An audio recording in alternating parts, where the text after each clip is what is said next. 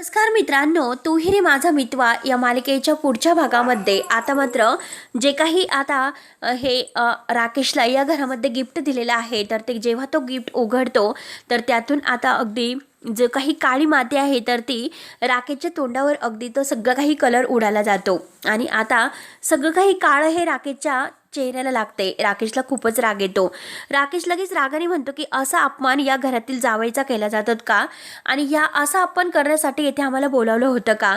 अंजली म्हणते की हो, खरंच आता आम्हाला एक सेकंद सुद्धा आता या घरामध्ये थांबायचं नाही।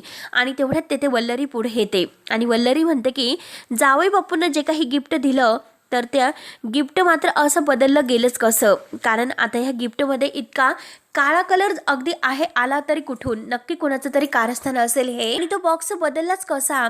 तेव्हा लगेच आता आजी म्हणते की हो ना, मला सुद्धा तोच प्रश्न पडलेला आहे की नक्की हे झालंच कसं। तेव्हा आता ईश्वरी म्हणते की मला हेच कळत नाही की नक्की तो बॉक्स बदलला कसा गेला। वल्लरी मात्र आता जो काही गिफ्ट देण्याचा बॉक्स आहे तर तो बाहेर घेऊन येते आणि म्हणते की हा बॉक्स मला ईश्वरी आणि अर्णव यांच्या रूममध्ये सापडलेला आहे असं म्हणते। त्यानंतर मात्र राकेश हा अर्णवला फोन करतो आणि म्हणतो की मला घरी बोलावलंस आणि माझ्या तोंडाला काळं तू फासलंस ना, मी मात्र तुला तुझ्या बहिणीबरोबर होळी खेळून देणार नाही। त्यावरती अर्णव म्हणतो की हे बघ, तुझ्या डोळ्यासमोर मात्र मी उद्या माझ्या ताईला रंग लावून दाखवतो, बघ आता काय होतं ते। तेव्हा आता अर्णवने सुद्धा ह्या राकेशला चॅलेंज दिलेलं आहे आणि ते चॅलेंज आता अर्णव आणि ईश्वरी कसं अगदी पूर्ण करतात हे बघण्यासाठी आपल्या चॅनलला नक्की सबस्क्राईब करत राहा। धन्यवाद।